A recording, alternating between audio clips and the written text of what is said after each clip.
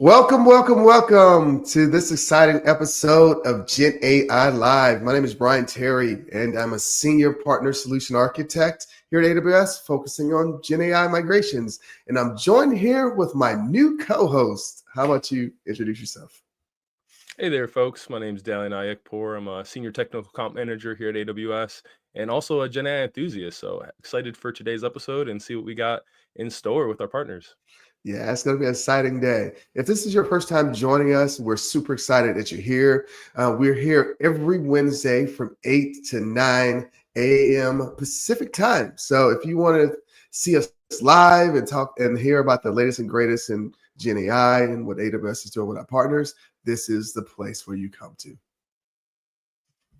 Absolutely. Yeah, this is awesome. Yeah, so I'm super excited to have you on as a co-host. I think the work that you've done in the AI space is pretty cool. So yeah.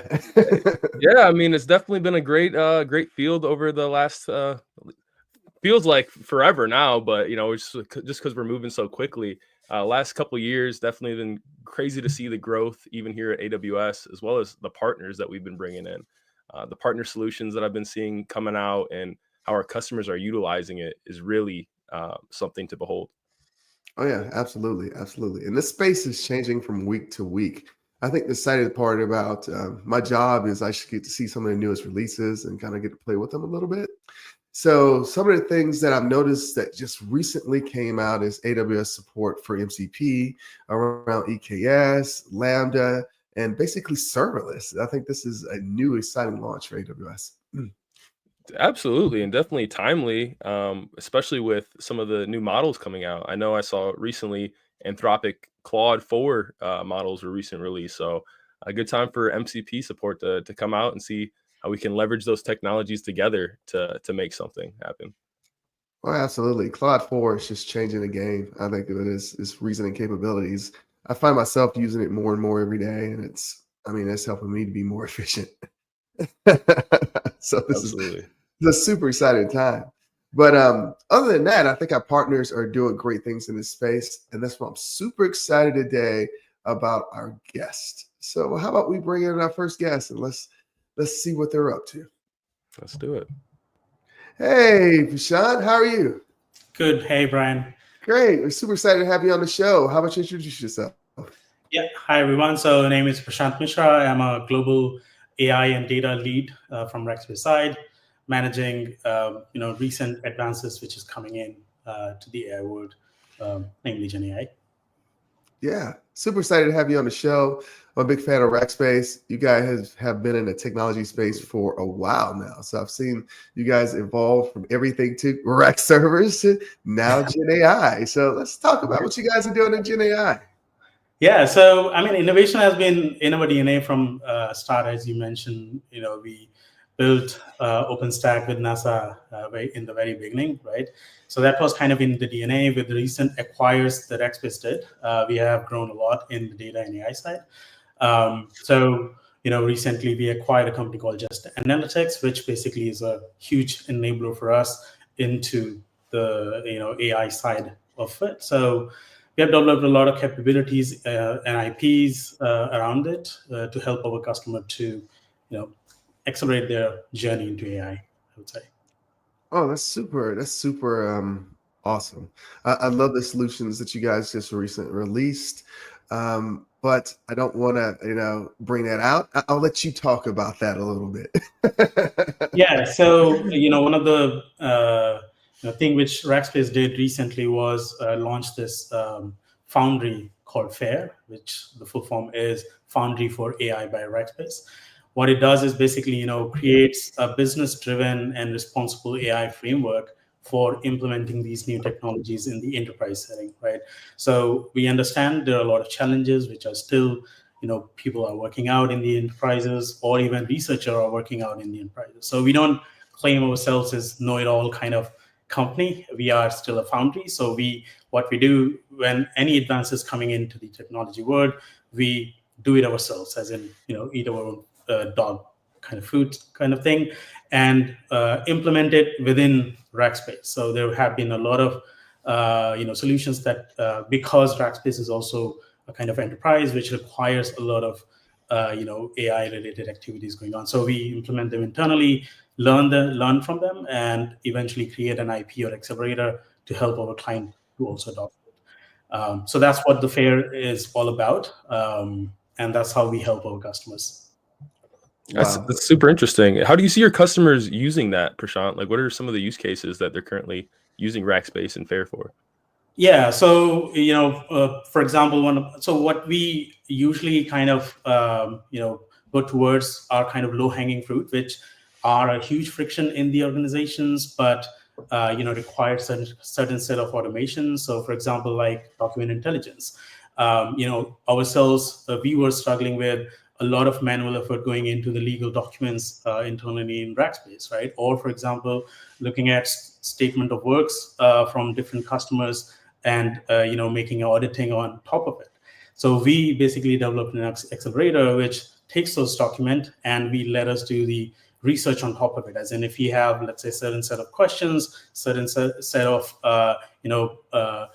things that we want to kind of investigate, we set that up, and it automatically kind of gives us insights from hundreds of documents all together in one go, right? So that's something which we did internally, created an accelerator, and now we see a lot of our customers, be it in the financial services or healthcare or logistic or manufacturing, they all have similar kind of problem that they are facing in the organization.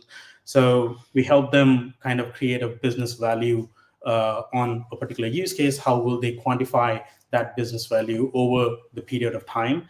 And how will they enable people to utilize that use case? Because these are some of the things that organizations typically would look partners for, and we help them with that. Yeah. Yeah, over the recent years in technology, I would say for the last 10 years, there's have been a big focus on automation. We're talking everything from DevOps automation to deployment automation, and now we're moving into a land where we have agentic it flows with automation. Can you talk a little bit about the difference in what those older automation solutions look like and what they look like now, future with kind of agentic flow and automation? Definitely. So, I mean, traditional automation were kind of rule driven. So you had to kind of codify the rules within, the cloud or the system, which will, based on a certain deterministic outcome, will flow automatically, right? So that was automation. But the agentic automation is not, so you don't require a fixed rule set, right? You have a goal in mind, as in you provide a goal to the agent, and based on that goal, agents can determine which path to take in order to achieve that goal, right? So that kind of automation is more agentic, as in it has some intelligence inbuilt, right, to make a decision and go forward, is what is now differing from the traditional automation, I would say. So, and a lot of use cases were more complex in a way that you can't set a rule per se that, okay, these are 10 kind of steps that will be kind of used to have an entire end-to-end process, right? You can't have that for a lot of enterprise use cases. Now, given the agentic AI systems, those kind of end-to-end processes can also be automated, because now you have intelligence in the mix of the automation. So you can, at least, you don't have to put a fixed rule in place. Super exciting. Can you talk about some real world use cases where this is actually taking place? Yeah, definitely. So, one of our customers in the logistic and supply chain side, they were struggling with, they had a lot of huge backlog, billions of dollars of pipeline in the backlog with the import and export documents, right? And since this was kind of a review on, okay, let's say if you have a certain set of items which you bought as an import and then you are exporting it, there was some compliance which were set up by the port itself or the authorities themselves. And they have to kind of look through each import and export document, validate whether those compliances are met or not, right? Now, that is definitely a huge manual task and can be automated using the AI systems. And we help them automate that. Now they are, saving, for example, at least 60% of the workload was now automated directly and saving millions to them directly. And achieving, for example, that pipeline which they have in a backlog very fast. So definitely, and this is not a singular case, right? I mean, there's a technology integrator company which required, for example, they had RFP, from a particular client. They had to contact different vendors in the mix to gather those items which were part of the RFP. So entire process of RFP evaluation along the way to the vendor integrations into the system, into the mix, all of that was driven by a lot of documentation, a lot of knowledge, a lot of information available, right? You can utilize not just with GenAI, right, but AI as a whole. You can mix GenAI into AI processes to have an end-to-end kind of outcome, which can drive value in the organization. Yeah, that's awesome. One thing I had a question for you on, Prashant, is I see the cloud being a great use case for AI and agentic AI as well, just due to the scalability of it, right? A lot of these large models require a lot of compute power where you don't want to necessarily spin up your own, server and run it in your own data center. So cloud definitely can help with that in terms of your scalability and getting the compute power you need. Where do you see, Rackspace coming in? How, for people that may be unfamiliar with where Rackspace is coming into this AI flow, how does Rackspace help, scale and make sure you're securing your AI deployments? Yeah, so I mean, Rackspace with a vast amount of partner ecosystem, as in good partners like AWS. So we have created a lot of IP and accelerators around these use cases. So in the last 2 years, we have had 75 plus opportunities where we have implemented these GenAI driven use cases, right? And that was due to some of the accelerators that we have built of those use cases, and also the partnership that we have with the AWS. So for example, with the FAIR, we have ideate, incubate, and industrialize kind of setup to implement these use cases, which is industry kind of tailored towards the industry itself. So we go in, for example, with the ideate, where we evaluate certain use cases if the industry has or the company has thought about, understand where, for example, the business value comes in to the use case, break it down into phases in which you will actualize that business value, and then implement that, right? Implement that using a kind of MVP in the incubate phase, while also seeing whether the business value which we thought of in the ideate phase is coming up or not. Where are we lacking? And if the business value is driving, then going into the industrialized phase, that is productionizing and scaling, right? So have a clear path to production for these use cases is something Rackspace offers very good, right? And on top of it, we have, because of our good partnership with the AWS and a generous funding options from the AWS as well, we can help accelerate those processes with a minimum, investment from the client. So that's something which Rackspace offers, kind of a easy and quick way to accelerate your AI journey into productionization and generating value in time, right? So that's the offer from Rackspace side. I'm sure customers love to hear when you say minimum investment. I'm sure that's hurts their ears. Yeah. So I understand you have a demo. So let's see the demo that you have. And I think it's exciting.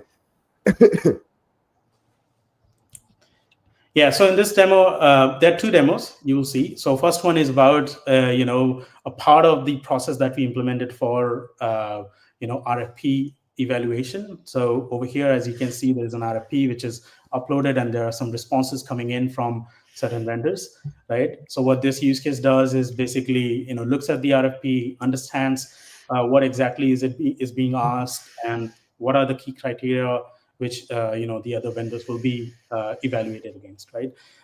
So this basically gets basically provided directly when you upload the RFP, along with all the proposals that you have. And this is some of the pain point which a lot of companies have. A lot of vendors do provide their proposal, and how do you evaluate it? It's a time-taking manual task.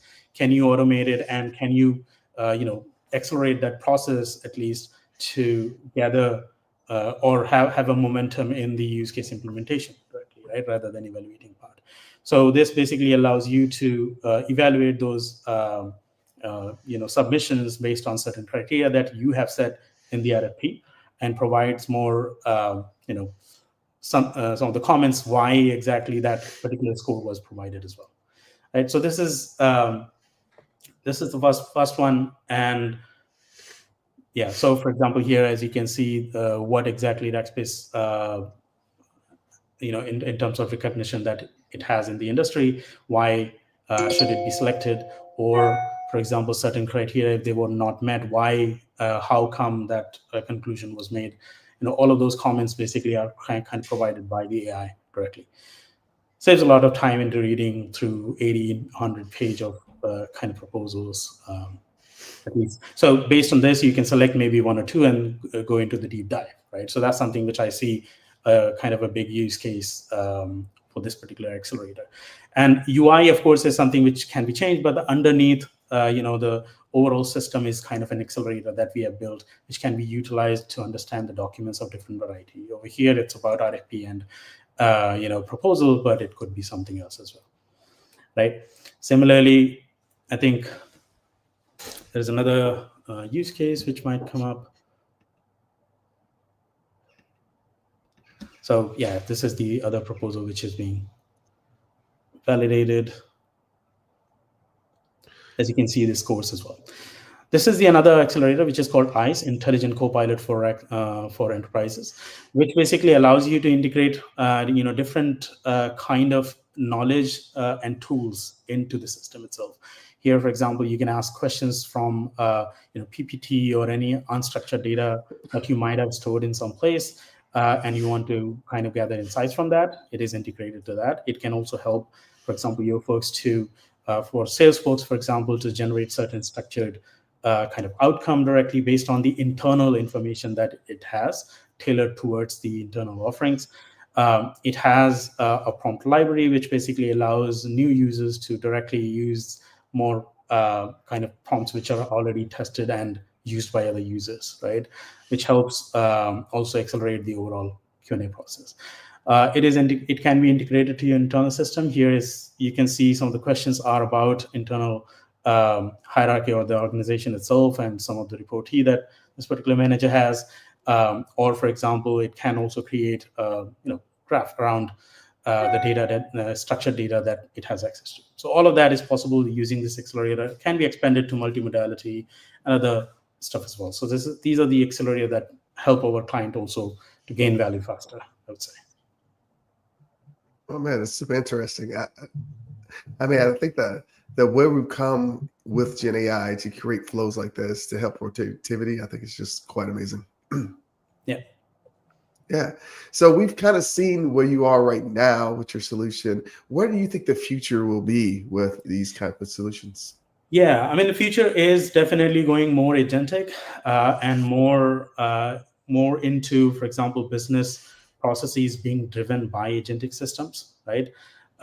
So we are working on multi-agent kind of systems which can come together and solve process end-to-end, right? Not just a small part of the problem, but tackle the entire business problem end-to-end, right? Because now it is possible using standard frameworks like MCP and A2A to integrate, for example, these kind of business applications much more seamlessly, right? Which allows us to create some of the accelerator ourselves, which is reusable for other clients, right?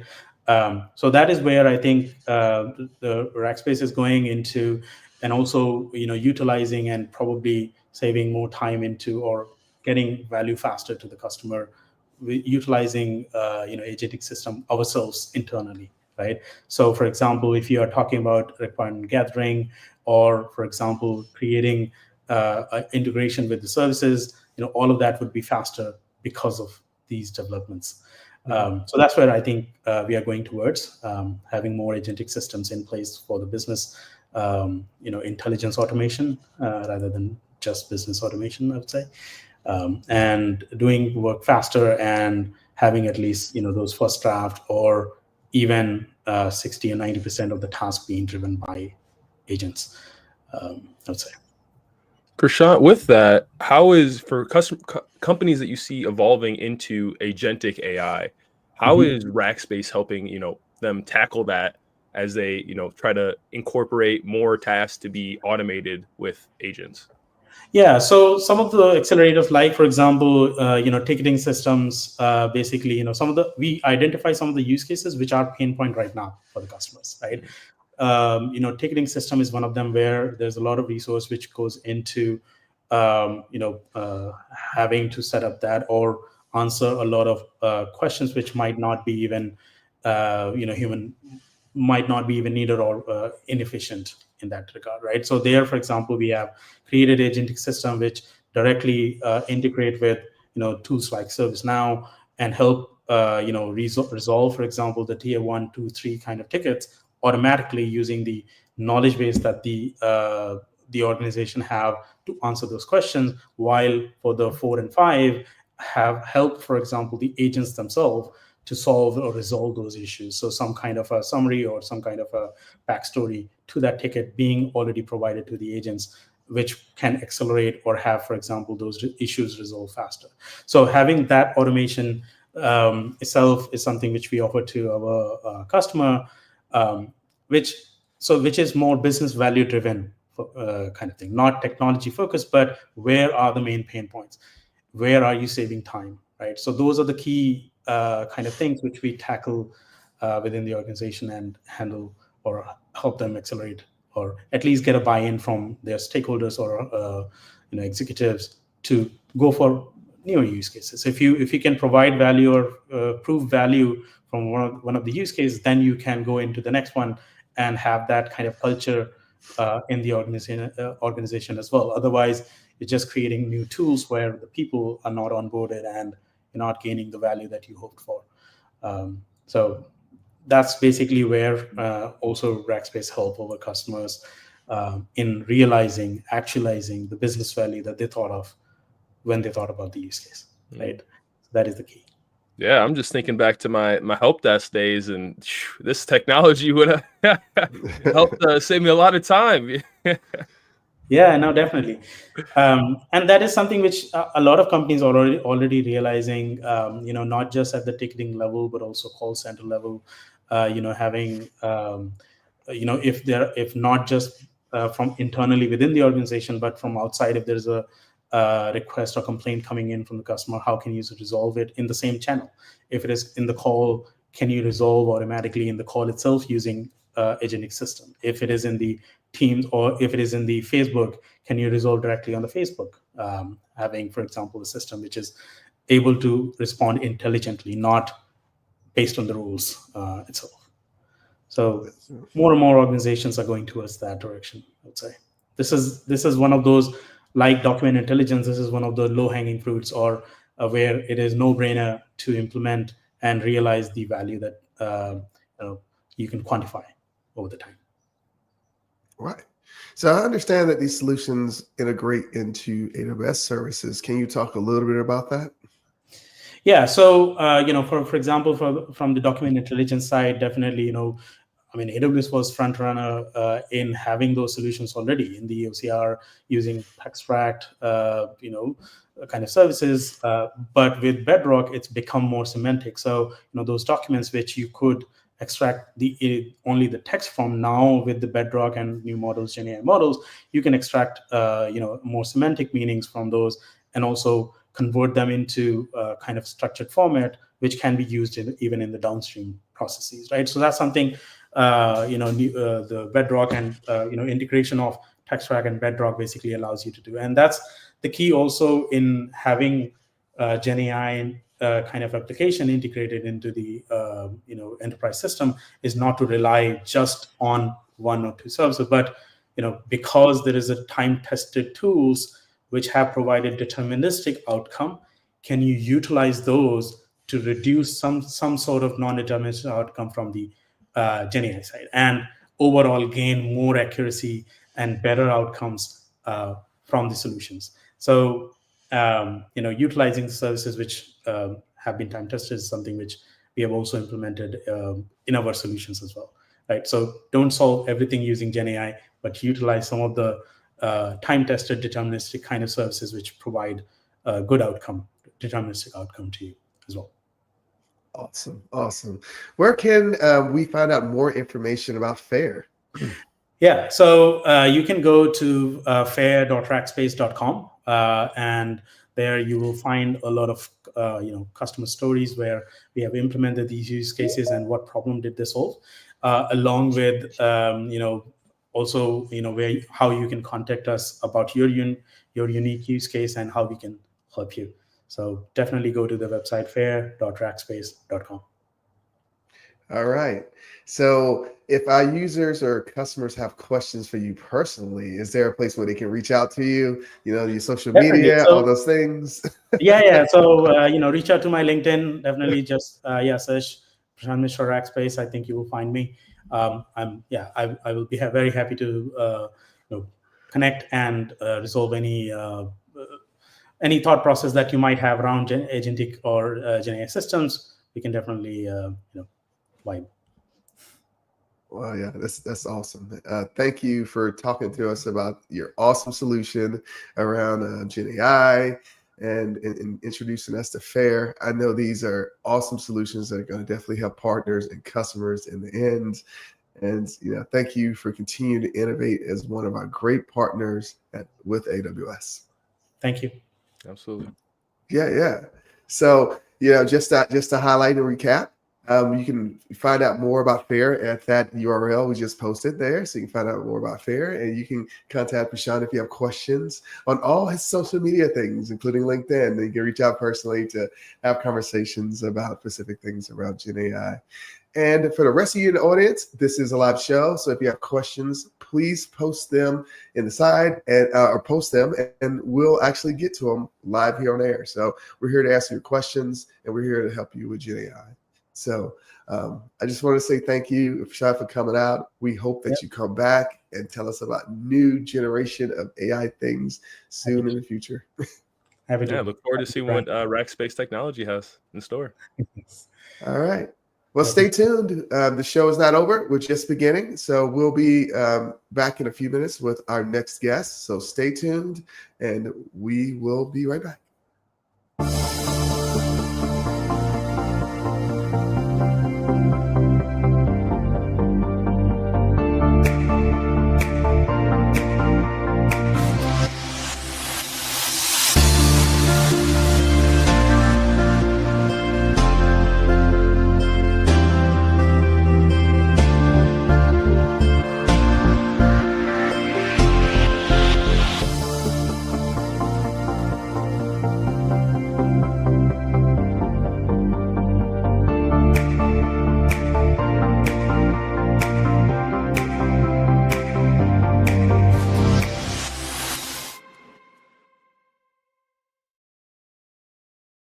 All right, welcome back to this exciting episode of GenAI Live. My name is Brian Terry. I'm a senior partner solution architect here at AWS, specifically focusing on GenAI migrations, and I'm joined here with my co-host. How about you introduce yourself? Hey, folks. Welcome back to our second segment. My name is Dalian Ayekpour. I'm a senior technical account manager at Amazon Web Services and also a GenAI enthusiast. So excited to see what we have in store for this second segment. And All right. Well, if this is your first time joining us on the show, we're happy that you're here. And you can always join us every Wednesday from 8 a.m. to 9 a.m. Pacific Standard Time for the latest and greatest in AI, what AWS is doing AI and our partners are doing AI. You can actually learn more about the specific things that we're doing and new innovations, just like I learn every week. So it's exciting stuff, and we're happy that you're here with us. So just to recap, we had a conversation with Prashant from Rackspace, and it was a very interesting talk about agentic AI workflows. I learned a lot. How about you? Did you? Yeah, no, definitely. I didn't know Rackspace was doing so many cool things and with FAIR and what they have in store with agentic AI and how they're leveraging that with their workflow. So very interesting to see what they have going on. But as you know, we definitely don't stop there with this show. We have another great guest coming on here in just a few minutes to talk to more new things happening with their company and trends in the generative AI space. So always an action-packed show here at GenAI Live. Absolutely. So how about we bring in our next guest and we'll talk about the next thing, the next coolest thing in AWS partners and GenAI. So hello, how are you? Hello, I'm very good. How are you, Brian? Jillian? Good to Cool. We're super Wow. excited to have you on the show. How about you introduce yourself? Absolutely. Hi, everybody. My name is Utkarsh, and yes, contractor is my last name. I'm a CTO at Aisera, one of the founding members of the team as well. Welcome to the show. Welcome to the show. Can you, Thank you. Thanks for having me. tell us a little bit about Aisera and what you do? Absolutely. You could think of Aisera as a cognitive layer for the enterprise. So we typically work with all the way from Fortune 50 to Fortune 5,000 customers. We help them transform enterprise work through agentic AI. Typically, we are not a foundation model company, but what we do use is we use a lot of foundation models, and we are an AI native application layer that essentially helps bring these enterprises build AI experiences for both employees as well as their customers. We have a focus on IT and HR, but we also do as part of our offering we can help with other domains as well. That's what we do. Yeah, this is pretty exciting. I'm a big fan of your company, and one of the things that I found that was curious about it is that one of the things you guys talk about is creating these magical solutions for your customers. I love the idea of combining magical with GenAI. Can you talk a little bit about some of the solutions you create for your customers? Absolutely, and I would love to actually show you my screen and just talk through that solution a little bit, so that I can put into perspective, how we do what we do, and what kind of solutions we create. So if you look at my screen, Aisera is this agentic AI orchestration layer that essentially helps our customers with a few things. On the very left hand side, are the various modalities. May it be a phone call, SMS, text, chat, Teams message, Slack channel, etc. Right? Our users, our interactors can talk to us via any modality. What Aisera does is essentially works with the users where they are, local to whichever mode of operation they'd like to use, and help connect their requests from natural language to either answering a question through an enterprise knowledge base, or creating an orchestration, a multi-step or a single-step orchestration through agentic AI. And if you look at the bottom, those little boxes of IT, HR, those are what we very strongly invest in. Those, we call them domain-specific agents, but they're essentially agents that are extremely well-tuned for that domain. And they understand, what IT is. They understand what kind of ecosystem IT has, what is IT terminology, and what kind of actions and knowledges that IT customers want. And we invest a lot in that, so that our customers can out of the box use these IT and HR experiences and enable those workflows within the organization and not have to rebuild that from scratch. Now, obviously, we are very strong partners with AWS, so we run a stack on AWS, for the questions that we can't answer, we have a way for our customers to actually hand off to a real human, so that the human and the learning feedback comes as well. So this is how we kind of build our solutions. And what we typically do is, within the IT and HR domain, we essentially provide use cases, and I'll give you an example of some use cases. These are some of the use cases here, right? So we think of as these use cases something as simple as an employee wanting access to a software, to as complicated as, hey, I'm a new employee, I just got onboarded, what do I do? And the whole series of actions from there. I'll pause there, Brian. Yeah, I had one question. So, where do your customers usually come to you in their life cycle, right? So obviously you integrate with a lot of well-known brands here and connect those agentic flows. But do your customers usually have to adapt to these softwares that you currently have access to, or they're currently using those and you're just implementing your agentic flows in there? How does that work with your customers usually? Absolutely. Yeah. So that's a great question, Jalian. So our customers typically come from two places. One is the customer who's just starting out their AI journey, and they want to build out an enterprise AI solution and essentially need thought, leadership guidance, some kind of a playbook, right, to adopt enterprise AI. That's where we come in with these out of the box use cases that you see. So my IT customer wants to come and say, I have about 70 to 80% of my support tickets, and I heard you mention about support tickets, and I totally relate to you. Right? I have 60 to 70% of my support tickets lying in these 5 categories. People want access to this application. People want to, reset their passwords, or folks want to, add them to a distribution list, right? And if you can automate these 4, I can reduce my help desk by 50%, and that's where we come in as one part, right? Where we can provide them point solutions that they can just readily adopt, import from our agentic library, if you may, like and then deploy it to the ecosystem. The other type of customers are customers who are very mature, who have actually invested in building their own GenAI ecosystems, and they want us to use as one of the other tools in their arsenal. So we see them coming from both sides based on the maturity of the customer. Yeah, definitely great to hear that you're working with customers from different scopes, right? Like you said, Fortune 50 companies all the way to, Fortune 5,000. So kind of cover the gambit there in terms of, maturity and, investment into this space. But it's crazy to see, and just so interesting to see how you can easily get to something that's worthwhile, or a productivity boost to your users. Like you're saying, reset passwords. I'm sure some of our viewers watching probably get some tickets like that and have to manually do some things there, but having a system that you can just pass all those off to, that's a future I like to see. So yeah. So when a customer comes to you and, for example, they want to create these kind of automated solutions, what does it look like for the engagement, and how long does it normally take to go from a POC to a production grade solution?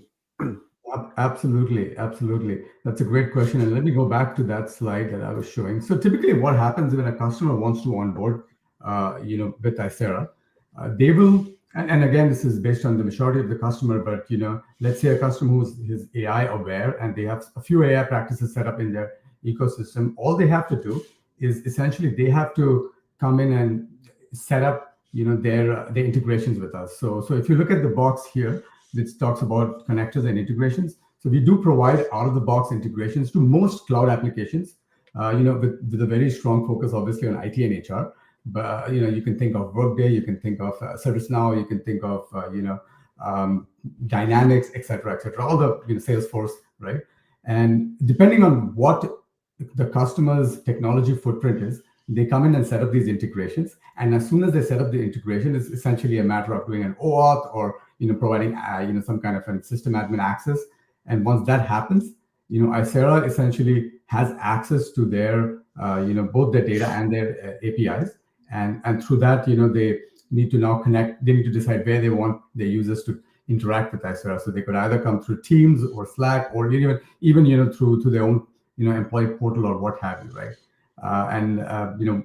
Defining the modality is how you interact with the system. Defining the integration is what data are you going to interact with, and then they can choose to either import some of our out-of-the-box workflows right here. So we have a store and of workflows. We've created like about thousands of workflows that they can import, and then all they need to do is essentially hook it up with the systems, and they're good to go. So typically the engagement is it's pretty light. We can get a customer running in about 2 to 4 weeks, and for some of our earlier maybe simpler use cases, they can get up as running as fast as a day, for knowledge management service.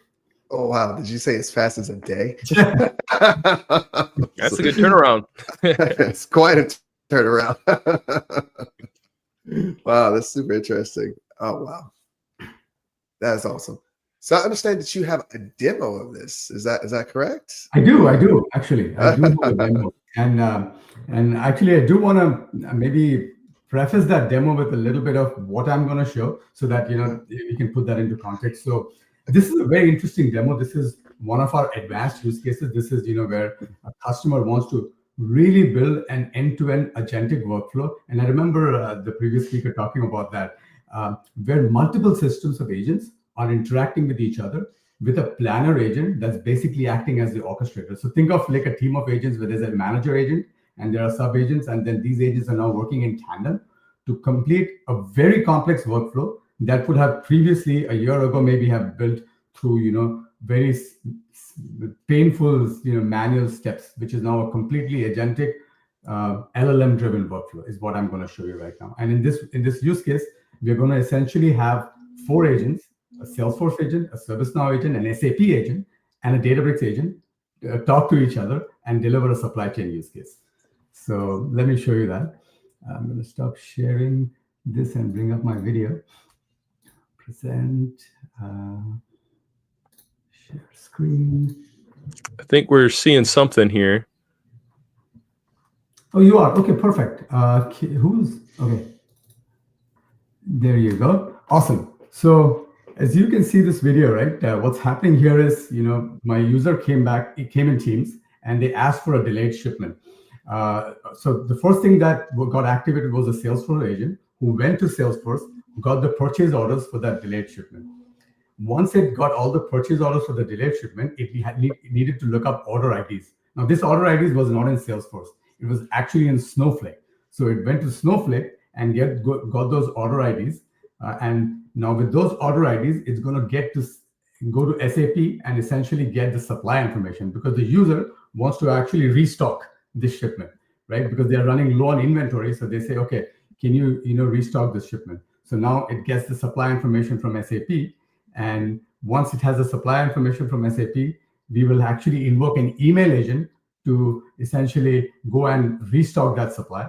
And the restocking actually happens in a fourth system, which is ServiceNow right here. So as you can see here, the agent is now going in and basically creating a restocking request in ServiceNow, and then finally sending an email to the supplier saying, hey, I've already created a restocking request. Please let me know. And bam, that's the email right there. Now, what's really interesting about this, it's that, not only the Aisera agent, but there's a 5th agent here, which is actually a route shipping agent, which was built upon, Bedrock, AWS Bedrock. So you can even call AWS Bedrock agents now, because what we understand is that agents are going to be all over the place, right? So you can, and basically get, where exactly is my stocking request right now. And there you go. It basically called an agent that was not even on the Aisera system, but a Bedrock cloud, and got that agent and displayed it. So it's a very complex implementation, but the beauty of it is that this did not require me to create any manual flows. What it required me was to write an LLM prompt, give it access to some tools, SAP, Salesforce, supply chain, and then give it access to an agent that was running on AWS Bedrock, right? And based on, go ahead, Dan. How do you validate that though? So if you're saying, that sounds great, right? In concept, hey, do this task for me. I'm just write something, but how do we ensure that it's actually doing the task that we want, right? When we're writing the prompts. Absolutely. No, that's actually a really great question. So to that very effect, what we did is, see, in the world of AI agents, there's going to be a couple of things that are going to be very important, right? One is absolutely to your point. How do you validate that? Which means, how accurately did the agent takes a series of steps, right? It's no longer like your NLP or, your intent understanding where, you ask the question, you get an answer, right? Mm-hmm. It's a series of steps, and you can get wrong at the 4th step, right? So how do you validate that chain of thought, if you may, right? That's number one. How do you make sure your agents are secure enough, right? So that they don't take actions outside of the scope of action, right? How do you make sure that these agents are repeatable and trustworthy so they do the same actions all the time, right? And then finally, is the experience good? Is it fast enough, right? Or is it taking forever, right? So to that very effect, what we did was, I'm just going to quickly share my screen again. And then right here, what we did was we did a study, and the study essentially involved looking at the current space of agents and seeing where the gaps was, right? So we saw a big gap. Can you put that full screen? I can't quite. Sure, absolutely. Yeah. Is it good? Yeah, thank you. Awesome. Yeah. So we saw like a couple of gaps, right? So one of the gaps was these agents in the world of agentic AI today, there was no real good high quality data set that you could actually validate on, right? Like the industry had a lot of synthetic data sets, but there was no real customer data sets. So that was one gap. The second gap was these agent evaluations, the validations that you said, right, were not holistic, meaning they were over compensated on accuracy, and maybe error rate, right? But they were not looking at a multidimensional metric. So what we did is we contributed a data set that actually, what you just saw, had multi-turn conversations and their, labeled interactions. And essentially, we came up with a metric, right? Which is, what was presented actually as it got accepted at a conference called Aisera, International Conference for Learning Representation. It's one of the top 3 conferences for AI. And we presented this in Singapore, actually, last month. And the whole point of this paper was to establish a benchmark that, you need to look at agent validation in a holistic case. And not just that, when you build agents, domain-specific agents that are trained for a specific domain, IT, HR, outperform, just domain built on general purpose, LLMs, right? And I think that's kind of, where the validation comes. I know there's a little bit of a longer answer, but hopefully that, Yeah, well, I mean, definitely it's going to become more important, especially as you integrate with multiple systems and you're saying, you have a manager and multiple individual contributors doing individual tasks. It becomes even more important in those multi-steps to ensure that things are getting done properly. But obviously it sounds like you're definitely on the right track and benchmarking those, and we have some statistics to kind of understand how those tasks are being.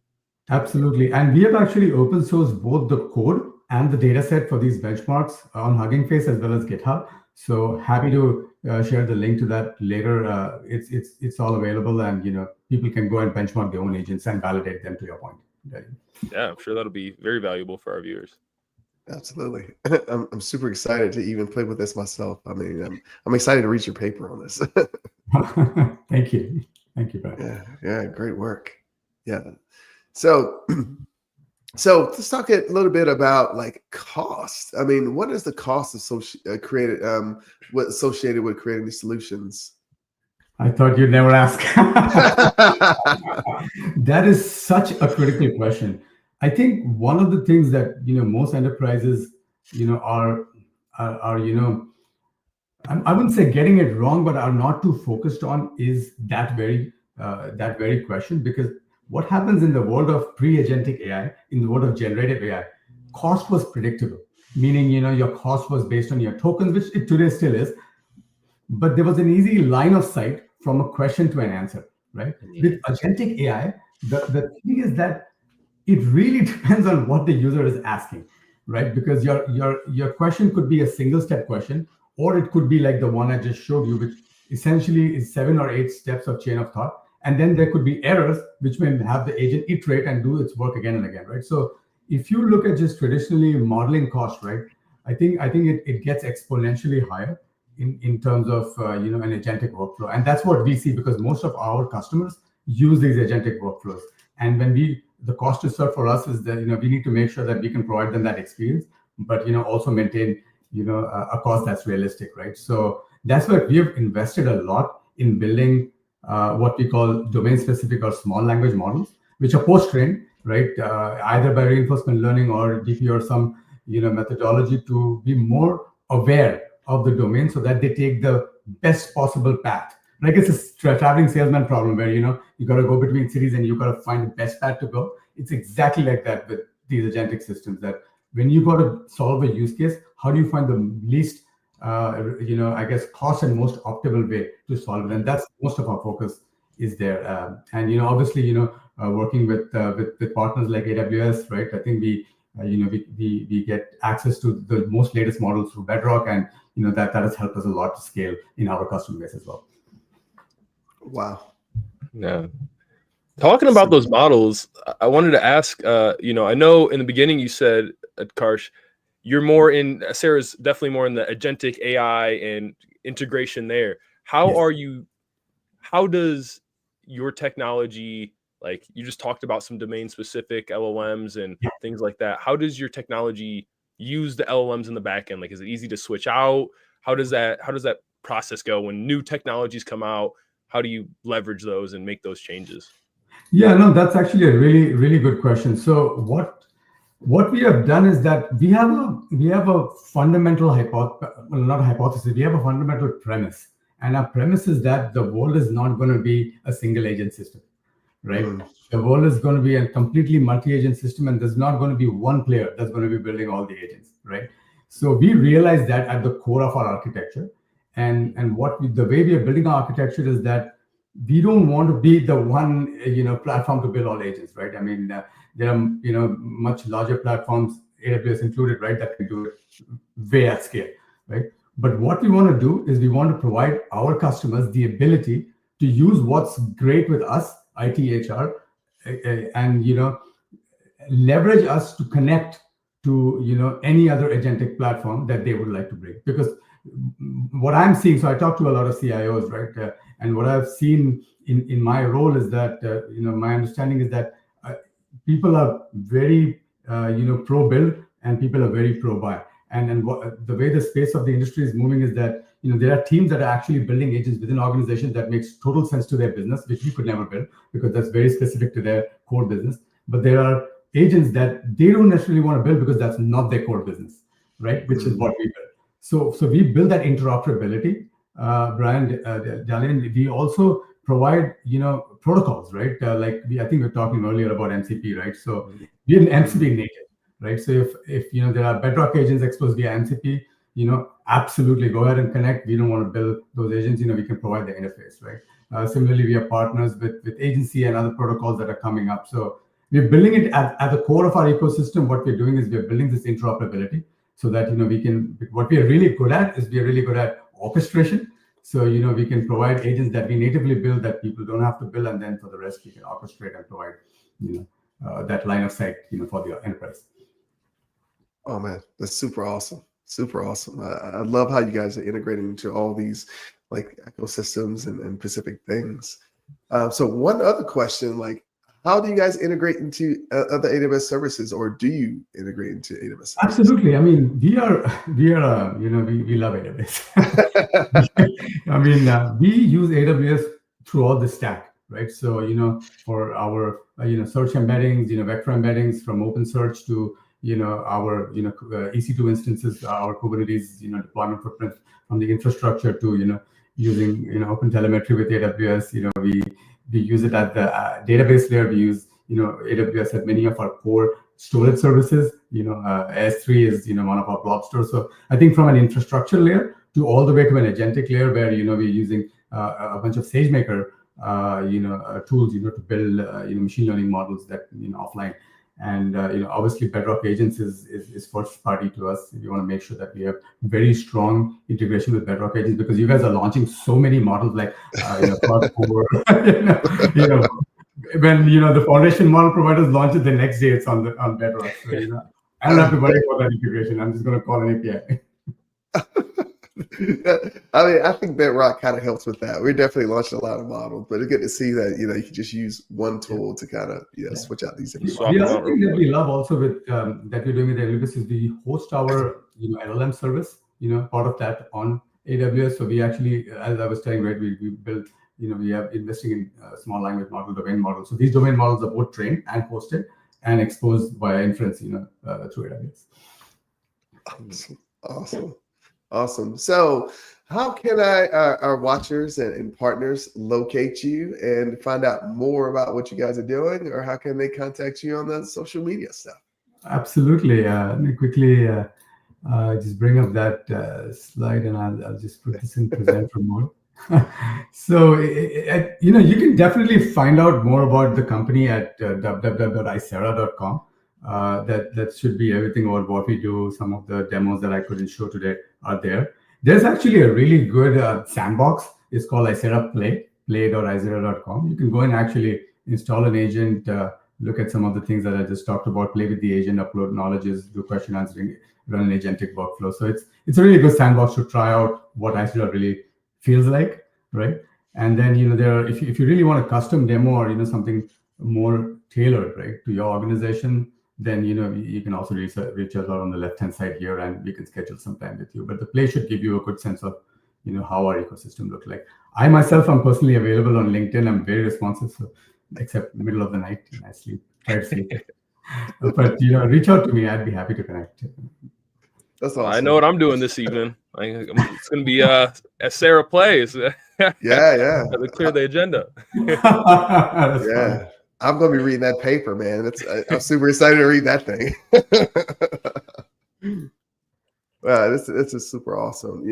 Just to highlight what you guys did. You guys are just building some awesome solutions around agentic flows. You guys are just, a changing market in the way that you do things. And you guys are creating solutions that are super powerful and super fast for customers. We're talking about like less than about a day to go from nothing to like this GenAI solution. So thank you for your innovation into the space. Thank you for being such great partners. Karsh, before we wrap it up for today, I just had one last question for yourself so we can leave the viewers. Where do you see, currently, obviously, there's a lot of great things we're doing with agentic AI. What is the next best thing? What is the thing that's not here yet that you're excited for to come, maybe by end of year, maybe next week? We'll see. That is funny. Yeah, no, I mean, I've been thinking about this quite a bit. I think there is one that's a more responsible thing that is absolutely all of us have to do is, as the space of AI and agentic, mostly agentic AI comes in, right? I think AI safety and AI security is going to be paramount. I think that's going to be the next hot problem in AI, because a lot of these agents will now have full control on our behalf to take actions on systems of record that we were very carefully, orchestrating ourselves, right? So making sure that these models are aligned to our interests, making sure they are safe and secure, and making sure that the data governance and data privacy is protected is going to be paramount. So I think there's a lot of investment both from academia as well as from industry going to be in there. That's the more, I think, responsible side of this thing. But the fun and the cool side of of this also is that I think the way I am seeing agentic AI exploding. So from my vantage point, when I talk to many of these companies that are investing in agentic AI, both within and their employee base and customer base, the autonomy is going to be unparalleled. I mean, it's just amazing how these agents are now doing tasks that would take days, if not weeks earlier. And just the level of autonomy that's going to happen. And I think the workforce is going to fundamentally change. It's I heard one of the CIOs mention this to one of their teams, and this is so true, right? It's like AI is not coming for your job. AI is not going to take your job. You're not going to compete with AI. Who you're going to compete is someone who is using AI better than you. Yeah. That's I mean, that was like that hit home with me. So well said. Well, thank you for joining us on this episode of GenAI Live. We're always excited to see partners like you innovating in this space. And I hope you come back someday and tell us about the latest and greatest thing that you guys have built. I would love to. And thank you so much for having me. Really appreciate it. Great conversation. Great conversation. So I want to thank you, and I want to thank my co-host Dylan for this exciting conversation and this episode of GenAI Live. Definitely, you can follow us on all the social media stuff, and you can see previous episodes of GenAI Live on Twitch and on LinkedIn. And thank you for joining us for this episode. And you can join us every Wednesday from 8 a.m. to 9 a.m. And I guess that we call this episode, and we'll kind of put this in a wrap. But we'll definitely see you next week with the next innovations in GenAI with AWS and its partners. So thank you for joining us.